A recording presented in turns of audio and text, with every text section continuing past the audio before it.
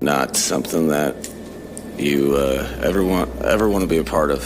You hope not to. The summer of 2024 had many Miami Dolphins fans prepped for what was anticipated to be the greatest season they've seen in over 3 decades. They made it to the playoffs, they fell short to the Chiefs in the snow at Arrowhead, but they came away from the 2023 season ignited to go after it the following year. But now, the fear is that Miami's season is done. How quickly things can change, and unless the Dolphins are able to find a franchise quarterback off the street, the question is who? It appeared that the pieces were falling into place last year, and had it not been for a volley of devastating injuries late on, they could have gone a lot further than they did.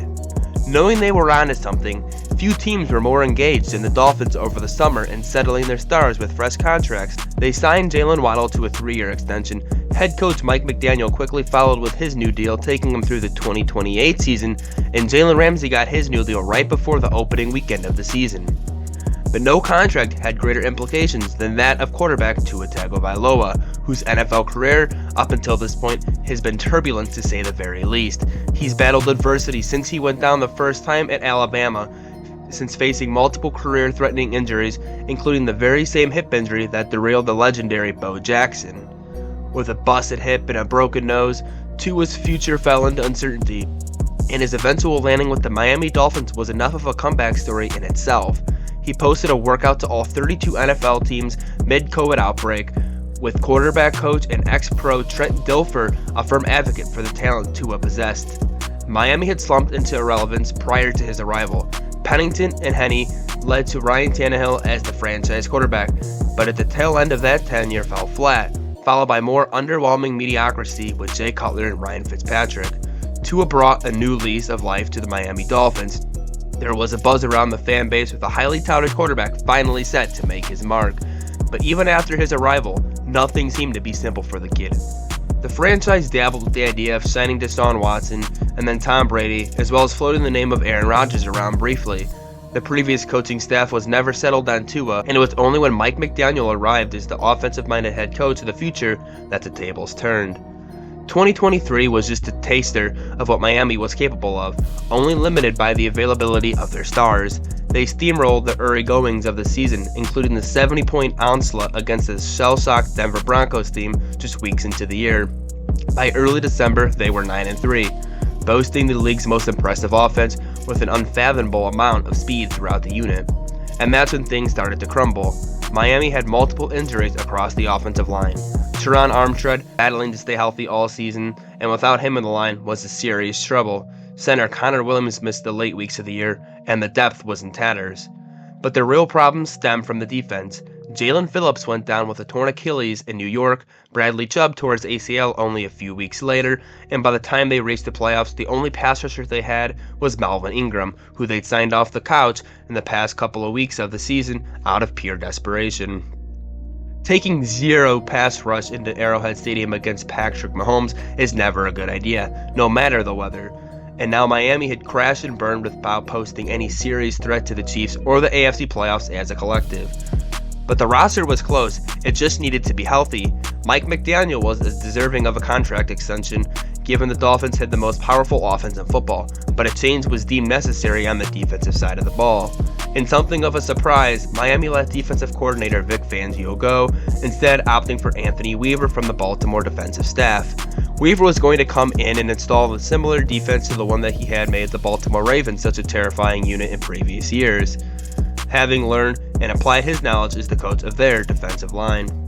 Miami lost very few pieces of any significance, retained all of their stars, and paid the guys who deserved to get paid. When Week 1 rolled around, they were touted as one of the best teams in the AFC, with a shot to finally overthrow Josh Allen and the Bills, and maybe Aaron Rodgers and the Jets, in order to claim the AFC East and head into the playoffs as a serious contender.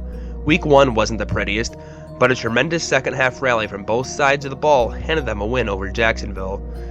Tua fired the team up at halftime, gave a speech a fitting leader would give, and they fought and overcame their first-half struggles. Fans awoken. Miami started off 1-0, and they had very quickly meet Buffalo in Miami, attempting to swing the pendulum back in their favor in what had been a totally one-sided rivalry for at least several years. But it wasn't to be. Tua and his offensive weapons weren't on the same page all night. fluffing their lines and handing multiple turnovers to the Buffalo defense. Tua threw 3 picks, the latter of which was a pick 6 on a failed throwaway attempt under intense pressure in the pocket. Frankly, the game was lost, and Miami needed to get out of there unscathed and figure out what all went wrong, with an entire season ahead of them to find out on the right track. But that wasn't to be either. On a scramble in the third quarter, Tua took off, attempting to right his wrongs and light a fire in his team. He was trying to be a leader, and in true Tua fashion, that meant putting everything on the line for the Dolphins. He collided with Bills safety Damar Hamlin and hit the ground, and it was at that point Miami players, coaches, and fans faced something they'd seen before and hoped they'd never see again. Tua was very seriously concussed, and the fencing response showed itself again on what seemed like a pretty routine hit for a football game.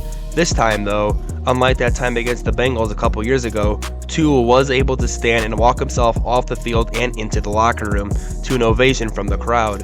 He looked okay, and Mike McDaniel wrapped an arm around him and kissed him on the head as he left the field. The remaining quarter and change quickly became white noise. Nobody was focused on Skylar Thompson's reps in relief of Tua or the scoreline of Week 2 rivalry game. It was immediately apparent that something far more serious was in full flow, and Miami was now facing a potentially season-ending and maybe career-ending situation. Tua has had now 3 very serious concussions on an NFL field. The first of which came up against Buffalo a couple seasons ago, and a game he returned to very quickly, and very clearly shouldn't have done. Then, only a couple of weeks later, he suffered an even nastier blow to the head at the hands of the Bengals, which forced him off the field via a stretcher, in a harrowing sequence on live TV. That was back in 2022, and it's still a haunting memory today. It was after that hit that his family, many fans, and a lot of media personalities urged him to consider his long-term health and retire. Tua is now a father of 2. He has a wife, a family, and a lot of people who love him, both in and outside of football. But with unfinished business and medical clearance, Tua returned to the Dolphins for the 2023 season, betting on himself and his team to bounce back in a major way. They did that, and some too, with Tua leading the NFL in passing yards and the Miami Dolphins scoring freely all season long. Tua got his new deal, finally securing generational wealth for he and his family, and the concussions and injury history seemed a distant memory. Until that Thursday night football game, which shot every one of those fears right back into the very front of the line. All of a sudden, less than 2 games into the season, the Miami Dolphins campaign is feared to be over.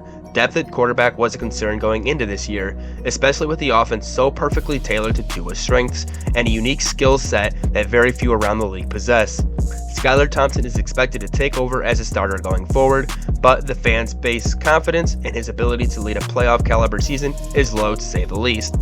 He's been a great backup to Tua, but in the lead role, a winning campaign is anything but certain. For the most part, the Miami Dolphins now have a roster that could compete with some of the bigger rivals in the AFC, but without Tua, it just doesn't feel as though none of that matters. The question is, what do they do about it now? Tyreek Hill, Jalen Ramsey, Calais Campbell, Jonnu Smith, Teron Armstead, Jordan Poyer, Odell Beckham Jr., and all league veterans who signal with winning now.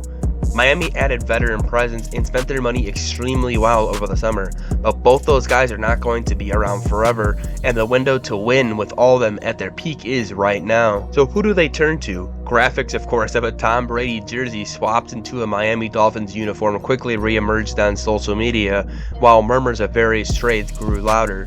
How about Trey Lance, a quarterback who might not know Miami's system, but at least has spent a lot of time in San Francisco, learning a similar style under Kyle Shanahan.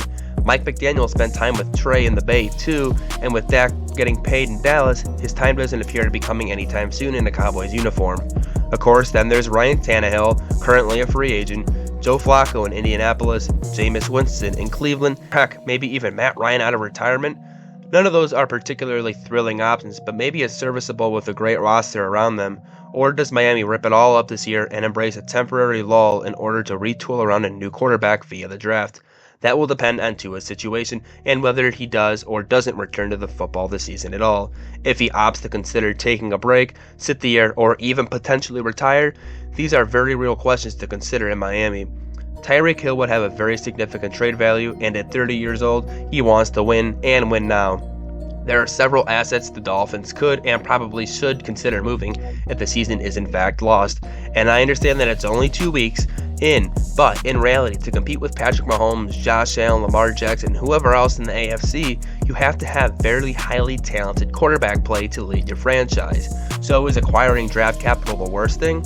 Cam Ward is playing lights out football with the Miami Hurricanes right now. He's right there in the stadium already. Shadir Sanders is going to be a polarizing figure in this year's draft too, and there's guys like Jackson Dart, Carson Beck, and several others who could prove more than a deserving of a starting spot in the NFL just next year. No matter which direction they go in, the next few weeks and months in Miami are going to alter their future. If Tua comes back, that will be his decision and his decision alone. But as a fan of the game, you have to hope that whatever he does is safe and well guided by medical professionals with his best interest at heart. Nobody wants to see him take another one of those hits, nor face the frightening consequences after the fact. If he decides he isn't going to return, Miami will be in a scramble mode to rescue the 2024 season they've invested so heavily in. There just doesn't appear to be a quarterback that they could jump in mid-season to take them to the promised land. Not in this scheme, not under these circumstances. Without Tua, it feels as though the 2024 season in Miami is lost. How cruel the game can be for the players, the coaches, and the fans just 2 weeks into the year and now potentially turning attention to the offseason from which we have only just returned. We wish Tua all the best, a speedy recovery, and that he makes the right decision for himself and his family. And in Miami, we wait.